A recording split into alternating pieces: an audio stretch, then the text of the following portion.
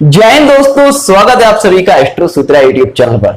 7.5 पर हमारा डिस्कशन चल रहा था और लास्ट वीडियो में मैंने आपके साथ डिस्कस किया था किस तरह से 7.5 को लेकर भ्रम फैलाया जाता है और लोगों को डराया जाता है, जबकि 7.5 में डरने वाली कोई बात ही नहीं है। मैंने आपसे कहा था कि 7.5 में कुछ योग ऐसे होते हैं जिनके दौरान अगर आपकी 7.5 आ गई तो आपके जीवन का बेस्ट पीरियड हो सकता है, और कुछ योग ऐसे भी होते हैं जिनमें अगर 7.5 आ गई तो आपको कष्ट हो सकता है। तो आज के इस वीडियो में हम ऐसे ही योगों के ऊपर चर्चा करने वाले हैं कि कौन से योगों में 7.5 बहुत ही लाभदायक होती है और कौन से योगों में 7.5 कष्टदायक हो सकती है। तो पूरी वीडियो ध्यान से देखिएगा। वीडियो शुरू करने से पहले आप सभी से रिक्वेस्ट करना चाहूंगा, अगर चैनल को अभी तक सब्सक्राइब नहीं किया है तो चैनल को सब्सक्राइब कर लीजिएगा, वीडियो को लाइक कर दीजिएगा और कमेंट में जय हिंद जय भारत लिखना मत भूलिएगा।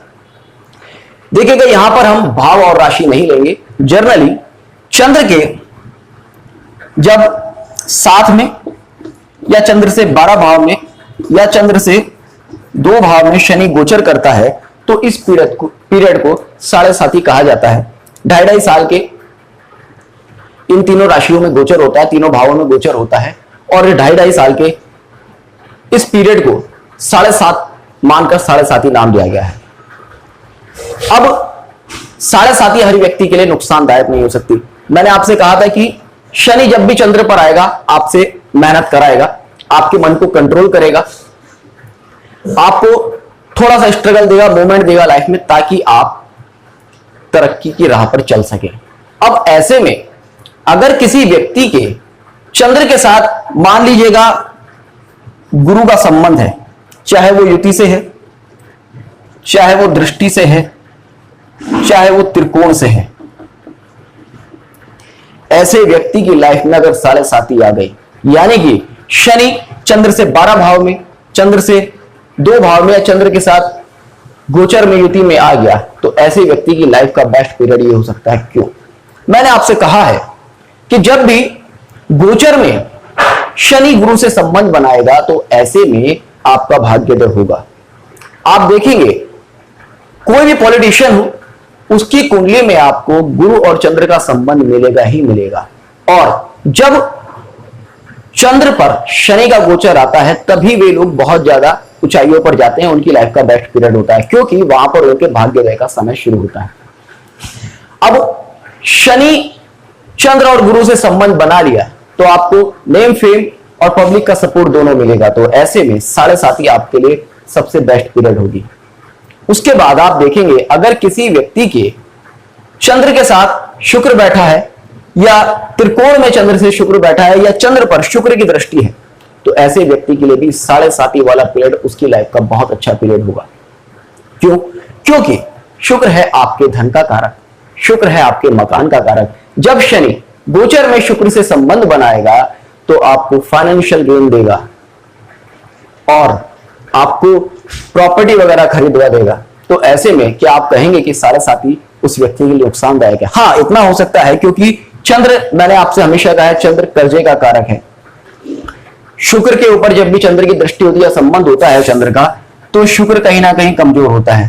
तो ऐसे में ये पॉसिबिलिटीज हैं कि आपको प्रॉपर्टी खरीदने के लिए कोई लोन लेना पड़ जाए, या फिर प्रॉपर्टी खरीदने के बाद कोई सी तरह का लोन लेना पड़ जाए, मगर आपको वहां पर बहुत ज्यादा परेशानी नहीं देगा, क्योंकि शुक्र किसी भी स्थिति में शनि को कमजोर नहीं होने देता है। तो ऐसे में अगर किसी व्यक्ति की कुंडली में शुक्र का संबंध चंद्र से बन रहा तो उस व्यक्ति के लिए 7.5 वाला पीरियड अच्छा ही जाएगा। और यहां पर अगर गुरु का भी संबंध बन रहा है तो उस व्यक्ति की लाइफ का बेस्ट पीरियड होगा। तो 7.5 में डरने वाली कोई जरूरत नहीं है। अब बात आती है कि किसी भी भाव में बन सकता है क्या, किसी भी राशि में बन सकता है क्या?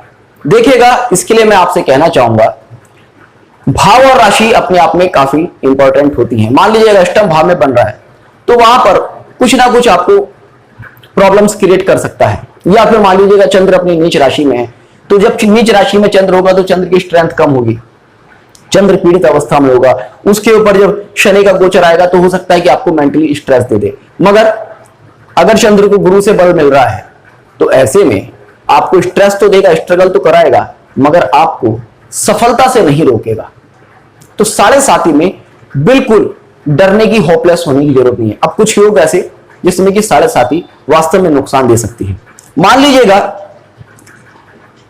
चंद्र के साथ राहु बैठा है, चंद्र के साथ अगर राहु बैठा है और ऐसे में शनि का गोचर चंद्र पर आ गया, चंद्र से 12 भाव में आए, चंद्र के युति में आए, चंद्र से 2 भाव में आए, तो वहां पर ऐसे व्यक्ति को बहुत ज्यादा मेंटल स्ट्रेस देने की कोशिश करेगा।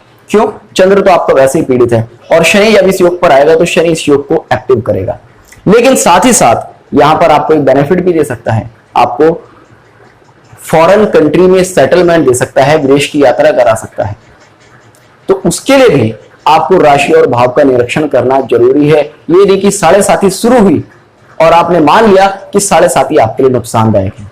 उसके बाद अगर चंद्र के त्रिकोण में केतु है या युति में केतु है तो वहां पर प्रोफेशनल प्रॉब्लम साढ़े साथी आपको दे सकती है, क्योंकि केतु जब भी शनि से संबंध बनाता है थोड़ा सा आपको आध्यात्मिक बना देता है, संसारिक विषयों से दूर ले जाने की कोशिश करता है। इस स्थिति में भी अगर गुरु का संबंध यहां पर बनता है तो आपको आध्यात्म में नेम फेम दे देगा, किंतु अगर शुक्र का संबंध वहां पर केतु से बनता है तो निश्चित ही आपको फाइनेंशियली प्रॉब्लम देने की कोशिश करेगा। उसके बाद एक और योग मैं आपके साथ शेयर करता हूं जो वास्तव में कई बार बहुत ज्यादा प्रॉब्लम्स क्रिएट कर देता है। अकेला एक ऐसा योग है जो कि अगर किसी व्यक्ति की कुंडली में है और उसकी साढ़े साथी आती है और वहां पर कोई पॉजिटिव एस्पेक्ट नहीं है तो व्यक्ति को परेशानी देता है। अकेला एक ऐसा योग है। अगर किसी व्यक्ति के चंद्र, केतु और मंगल युति में बैठे हों,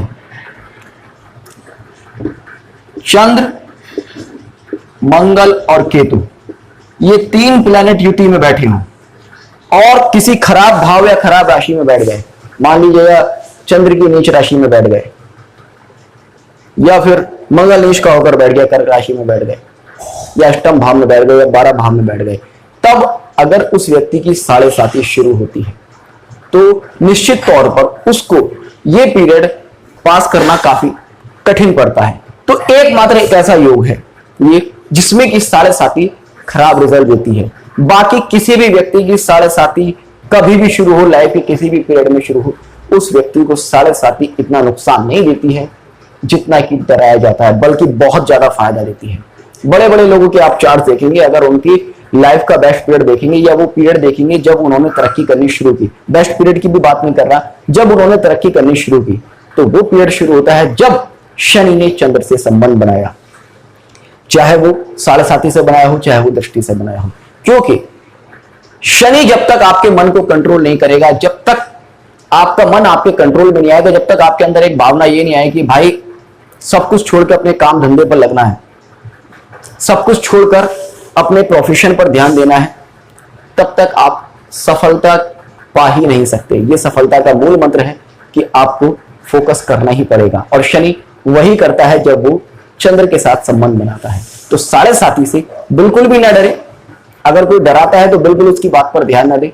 आप अपने बर्थ चार्ट्स में जो मैंने छोटे से सूत्र बताए हैं उनको देखिएगा और उस हिसाब से आप अपने टाइम को मैनेज कीजिएगा। होपफुली आपको आज का वीडियो पसंद आएगा, तो जुड़ रहिएगा एस्ट्रो सूत्र के साथ। मिलते हैं नेक्स्ट वीडियो में, तब तक के लिए जय हिंद, जय भारत।